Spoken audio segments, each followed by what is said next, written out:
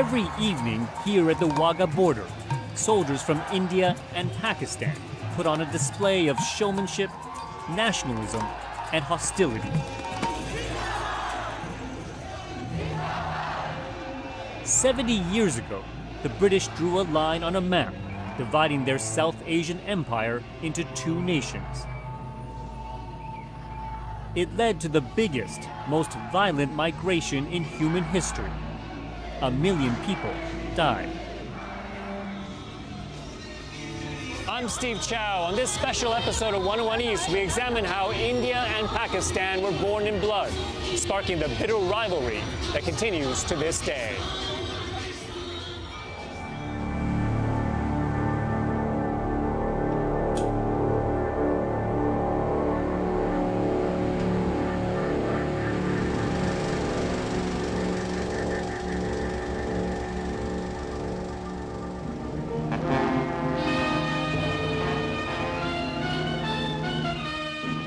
Pakistan acclaims the transfer of British power as Mr. Jinnah, Governor-General of the new Dominion, arrives at the Constituent Assembly in Karachi. August 1947. A century of British rule over its Indian empire comes to an end. Guests of honor in the Muslim capital were Lord and Lady Mountbatten, carrying out one of their last viceregal duties before the partition of India took effect. The new nation of Pakistan is born. Meanwhile, in Delhi, the stage was set for British rule to give place to the new Dominion of India. A day later, across a newly drawn border, leaders celebrate the birth of the Republic of India. Freed from colonial rule, the creation of these two countries completes a long struggle for independence.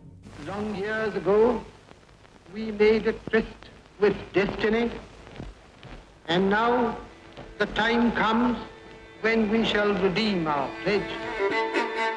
But even before the celebrations are over, chaos erupts. Panic and fear sets in as neighbor turns on neighbor, unleashing mass violence. Millions flee their homes.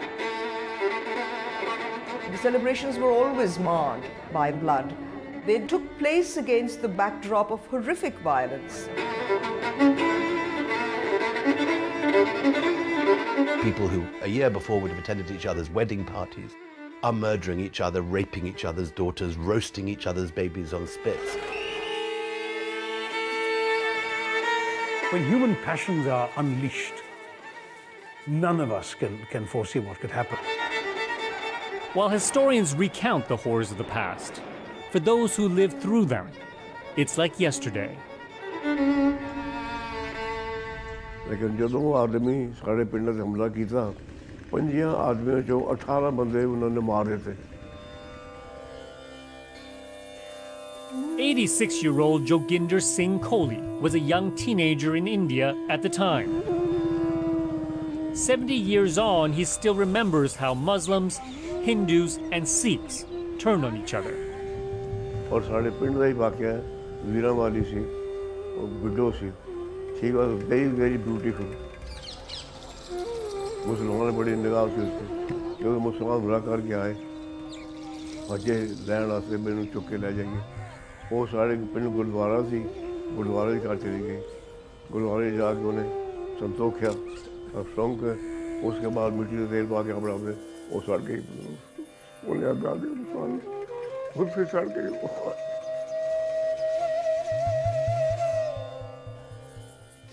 मैं अपनी अखी देखा उस वक्त मैं बड़ा रोया उस वक्त मैं बड़ी रोई असल गल ये कि उस वक्त होड़ के मन ख्याल होना है समझगा कि इंसानियत तो नहीं रही थी हर आदमी गैर हो गया दुष्ट हो गया. On the other side of the border in Pakistan, the memories are just as strong. In 1947, Saladin Khalid's family were Muslims in India. He's never forgotten how he escaped the killing, but others didn't. We were staying in our house on 6 September 1947 at 6 o'clock when my mother was saying her prayer. I heard a shriek crying somebody. I turned in, I saw a Sikh with a sword in hand coming, and my sister is running. And first they entered the room of my mother, killed her, then they ran toward us. This is the house. Saladin fled his home in fear of his life. When he returned, the horror lay in front of him. When I entered the house, it was just like a, the butcher house, nothing, slaughterhouse. When you see your own mother drenched in blood and stomach open, the intestine coming up, how would you feel? How did it all come to this? Many point the finger at India's then colonial masters. When Britain ruled India, it was the jewel in the empire's crown, plundered for its natural resources. But in the devastating aftermath of World War II, Britain had its own problems on the home front. The Blitz has returned to London with renewed fury, and official opinion is now quite in The country had bankrupted itself, fighting itself to death with the Nazis. So British historians say that it was the exhaustion of the empire and the bankruptcy of the mother country that led to the realization that there was simply no way that the British could keep this enormous empire in chains, that the moment had come to head back home to a land of rationing, drizzle, low light, and leave the exotic plains of India behind.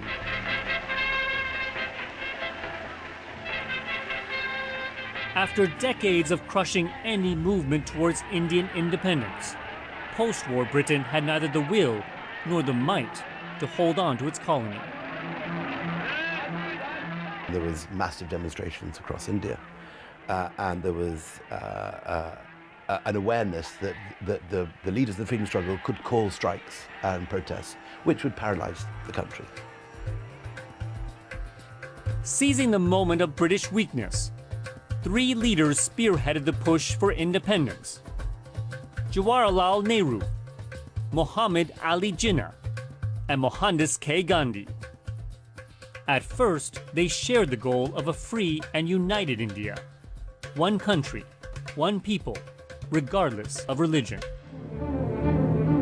Thousands of nationalists crowd the Great Tent to hear the message of Gandhi, leader of the demands for India's independence. It was Mahatma Gandhi who mobilized the masses, who gave them the language of things like civil disobedience and nonviolence, who spoke of the nationalist struggle as a struggle for truth. He gave it a strong moralistic fervor, and he completely inspired the masses to rise up behind him. For Gandhi himself, the lifelong preacher of non-violence. And Gandhi went on fairly quickly to establish himself as the spiritual leader of the Indian National Congress-led freedom struggle. The Indian National Congress was a political party made up of the elite of Hindu and Muslim society. It had been pushing for self-rule since the turn of the 20th century. With Gandhi's mobilization of the masses, the party transformed into a populist movement and attracted new leaders with new ambitions, men like Jawaharlal Nehru. Nehru was very attracted to Mahatma Gandhi, and Gandhi was very impressed with him. And he was Gandhi's hand-picked protege to lead the sort of political part of the national movement. Gandhi himself never took any political position, didn't want one. And Nehru did everything from leading the Indian National Congress as one of its youngest ever presidents to becoming eventually the first Prime Minister of independent India. And Mr. Nehru presided over the first cabinet meeting. Both Nehru and Gandhi were Hindus, but the third member of the influential trio was a Muslim, Muhammad Ali Jinnah. Muhammad Ali Jinnah was an extremely interesting man, educated, very Anglophile, in fact, culturally far more Anglophile than either Nehru or Gandhi. Always dressed in Western clothes, had Western habits, enjoyed his scotch and his sausages and his ham sandwiches. He wasn't particularly strongly observant Muslim. and a man who was hailed as the ambassador of Hindu-Muslim unity. A lawyer, Jinnah began his political life within the Hindu-dominated Indian National Congress. Later on, he also joined the Muslim League, a group protecting the Muslim minority. Both parties were fighting for an independent India, which at the time was Jinnah's ultimate goal. Jinnah is strongly opposed to the idea of a separate Muslim nation, and indeed he is saying this is British divide and rule. You know, they want us to be divided. We've got to stand together. We've got to fight for our freedom. If we don't fight for our freedom together, we will never be free. But he increasingly gets sidelined by a new, younger generation of leadership, among whom particularly there is Nehru, who is his nemesis. Pandit Nehru, who calls for an Indian republic, is accused by the League of working for domination over the Muslim minority. Britain making every endeavor. With Britain's grip on India weakening, Nehru and the Indian National Congress grew in power. Nehru wanted a new India to have a strong central government, run by his party. This alarmed Jinnah, who argued Muslim-majority regions should govern themselves. It was a losing battle. Jinnah realized that given the imbalance in political support between the League and the Congress, that the only way the League was ever going to actually come to any significant power was by advocating a separatist platform.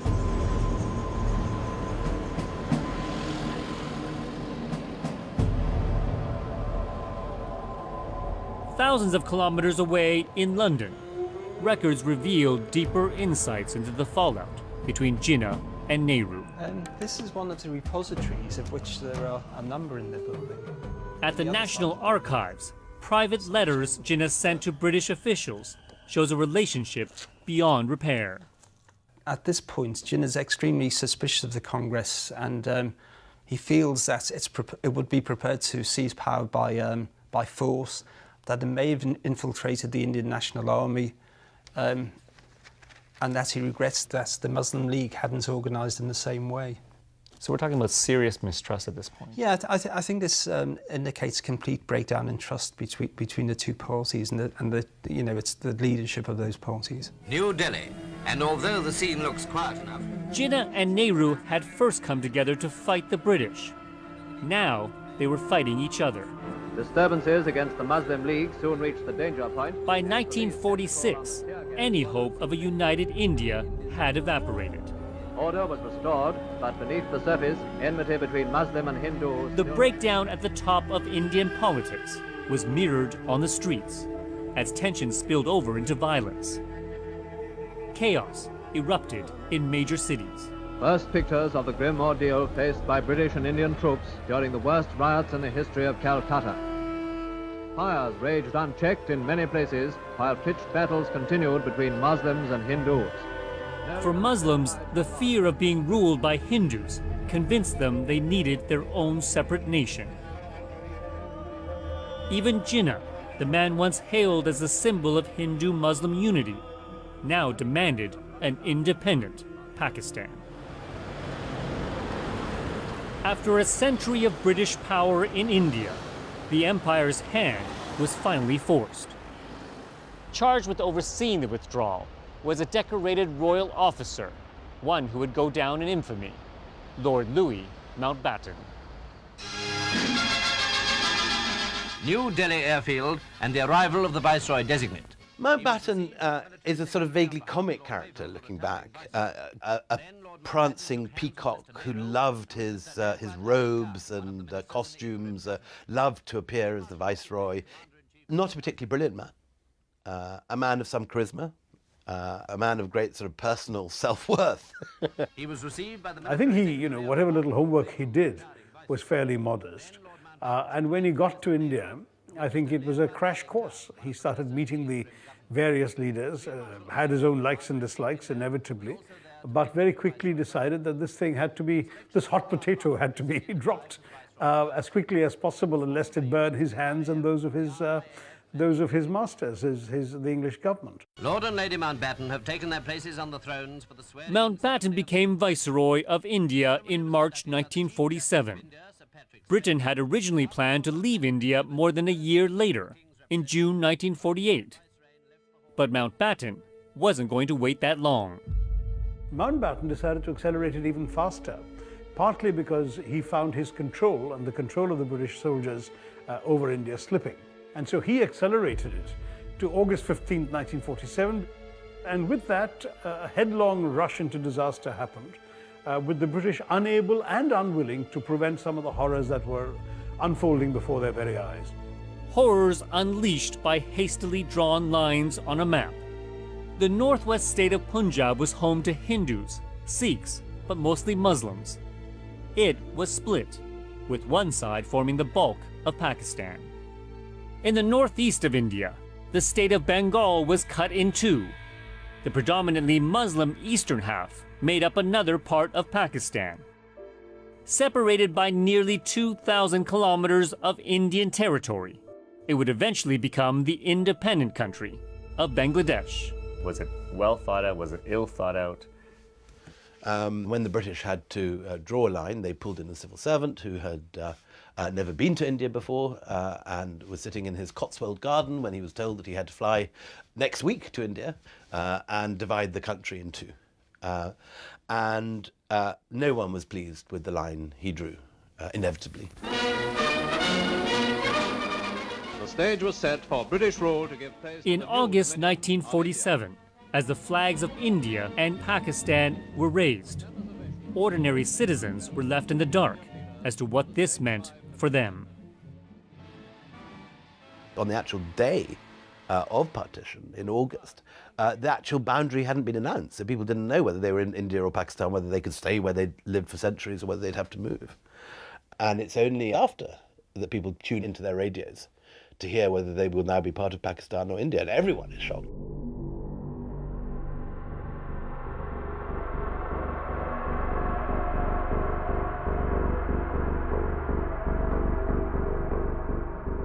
Suddenly, people found themselves on the wrong side of a new border. Muslims in India, Hindus and Sikhs in Pakistan. There had been ethnic fighting between Muslims, Hindus, and Sikhs before. The partition set off an unimaginable massacre. The whole of Lahore is on fire. It's like the Blitz. The villages are all burning, hayricks are on fire. The platforms are literally awash with blood because a whole load of Hindus waiting on the platform to travel to India had been massacred, and another platform was covered with blood because the train had just arrived from India full of dead Muslims. Total chaos. In the rural areas, hideous scenes of pregnant women lying with their bellies ripped open, babies literally roasted on spits. Journalists in 1947 who had covered the opening of the Nazi concentration camps, there were 2 or 3 journalists who'd covered that and then ended up covering partition, and they said that they saw more gruesome things in the Punjab countryside than they ever did in the concentration camps. Margaret Bourne-White, the photographer, writes a graphic description, and she says, you know, I saw Auschwitz, but what I saw in the Punjab was a million times worse. At the time, the British estimated 200,000 died in the violence. The consensus today among most historians is that the death toll was at least 1 million. The British had lost control long before partition, and that became clearly evident and visible in 1947, but in a way more terrible than anyone had ever expected. It was a complete and utter mess, total mess. Some suggest that Britain was aware of the impending horrors that would come with dividing up the Indian subcontinent. It was a mess made worse by Britain abandoning its colonies so quickly. In this document, which is a telegram from the Foreign Office to its... Evidence in the National Archives suggests British leaders knew months before that ethnic violence was spiraling dangerously out of control. They say over 10,000 persons have been killed and many more injured over the last 6 months of the previous year. There'd been extensive communal violence. So they actually use the words civil war. Yes, they mentioned here widespread recrudescence amounting almost to an organised and spontaneous civil war. The British were pretty much aware, well through the 40s, that the communities were arming but they didn't want to get involved in what they regarded as the subcontinent's periodic descent into communal frenzy. Gandhi famously goes on hunger strike, begging for peace, and Nehru is weeping and broken. But there are no images, I think, of Mountbatten, head bowed in shame, tears on his cheeks.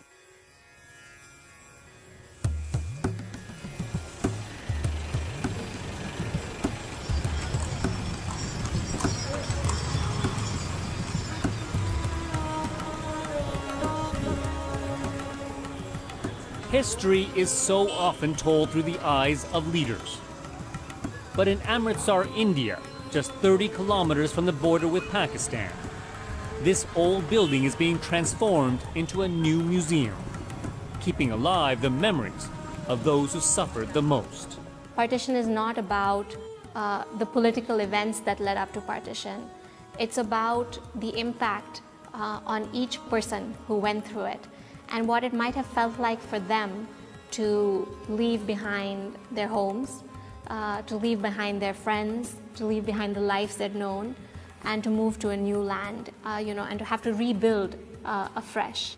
It was less migration of people or partition of assets. It was this collective migration of sorrow. Wow, you've done a lot in just a few short months. Malika Aluwalia is the driving force behind Amritsar's Partition Museum. It's really shocking because if you think about the fact that within a few years of 9/11 happening, a 9/11 museum was there, and there are now numerous Holocaust museums. There's a beautiful apartheid museum.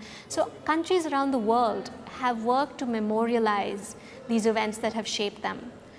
And I think it's very sad that this hasn't happened so far in the subcontinent. And survivors want to tell their stories. ਬੀਬੀ ਜੀ ਇਹ ਕੀ ਹੈ? ਇਹ radio ਹੈ ਜੀ, ਉੱਥੋਂ ਪਾਕਿਸਤਾਨ ਤੋਂ ਲੈ ਕੇ ਆਏ ਹਾਂ। ਬਾਕੀ ਚੀਜ਼ਾਂ ਨਾਲੋਂ ਜ਼ਿਆਦਾ ਇਹਦਾ ਫਾਇਦਾ ਸੀ ਕਿ ਨਿਊਜ਼ ਪਤਾ ਲੱਗਦੀਆਂ ਰਹਿੰਦੀਆਂ ਸਨ ਬਸ। Amolak Swani remembers the day violence arrived on her doorstep. ਉਹਨਾਂ ਦਿਨਾਂ ਜਿਨ੍ਹਾਂ ਦਿਨ ਡਿਸਟਰਬੈਂਸ ਸੀ ਨਾ, ਇੱਕ ਦਿਨ ਇੱਕਦਮ ਮੇਰੇ ਸਾਡੇ ਉੱਪਰ ਅਸੀਂ ਰਹਿੰਦੇ ਸਾਂ, ਥੱਲੇ ਸਾਡਾ ਆਫਿਸ ਸੀ, ਮੇਰੇ ਫਾਦਰ ਉੱਪਰ ਆਏ ਘਬਰਾ ਕੇ ਕਿ ਮੌਬ ਆ ਗਿਆ। ਸਾਡੀ ਹਲੇ ਘਰ ਤੋਂ ਕਾਫੀ ਦੂਰ ਹੈ, ਪਰ ਸੁਣਦੇ ਪਿਆ ਕਿ ਰਸਤੇ 'ਚ ਅੱਗਾਂ ਲਗਾਉਂਦੇ ਆ ਰਹੇ ਨੇ, ਲੇਡੀਜ਼ ਚੁੱਕ ਕੇ ਲਿਜਾ ਰਹੇ ਨੇ, ਅਤੇ ਉਹ ਬੜੇ ਘਬਰਾਏ ਹੋਏ ਸੀ। ਉਹਨਾਂ ਨੇ ਇੱਕਦਮ ਪੈਟਰੋਲ ਦੀ ਬੋਟਲ ਅਤੇ ਮਾਚਿਸ ਮੇਰੀ ਮਦਰ ਨੂੰ ਪਕੜਾ ਦਿੱਤੀ ਕਿ ਦੇਖੋ ਤੁਹਾਨੂੰ ਪਤਾ ਲੱਗਿਆ ਕਿ ਉਹ ਲੋਕ ਆ ਗਏ ਨੇ, ਅਸੀਂ ਥੱਲੇ ਨਹੀਂ ਰਹੇ, ਦੇਖਣਾ ਆਪਣੀ ਇੱਜ਼ਤ ਖਰਾਬ ਨਾ ਕਰਨਾ, ਅਤੇ ਆਪਣੇ 'ਤੇ ਵੀ ਅਤੇ ਆਪਣੀ ਬੇਟੀ 'ਤੇ ਵੀ ਤਾਂ ਪੈਟਰੋਲ ਪਾ ਕੇ ਜਲਾ ਲੈਣਾ ਉਹਨਾਂ ਲੋਕਾਂ ਦੇ ਹੱਥ ਵਿੱਚ। It's stories like these the museum's curator is hoping to capture before it's too late.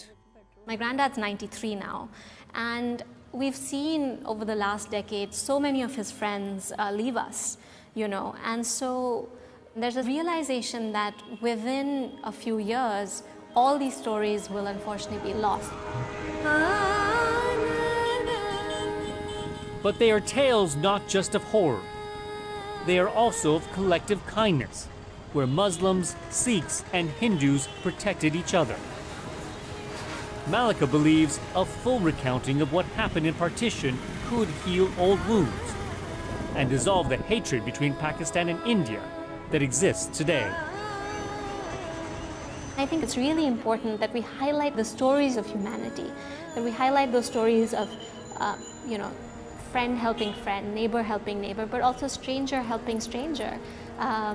And that those narratives shouldn't get lost, because I think a lot of people who did make it to safety made it through the help of someone they knew. Hopefully one outcome of this would be that we remember our shared humanity and the shared history. For some survivors, forgiveness is the only way forward. फिर पापा जी कहते थे अरदास करो, ये क्या करो, मैं कहता हूँ होश करो। वो कहते नहीं ये करो कि सच्चे पातशाह जेड़ा दुश्मन मूँह से चढ़ गया मूतरे, उसका भी बुरा ना हो, मेरे सुन खबर ना होगी मेरी माता हैगे अनपढ़ सन पाठ पढ़ करते सन लेकिन एक ऐसा पाठ पढ़ करते सन सुनना तो ध्यान नाल बुरे नाल सब बुरा करेंदे मुआफ करन कोई सियाणे बुरे नाल फिर नेकी करनी है गुरु नानक जाओ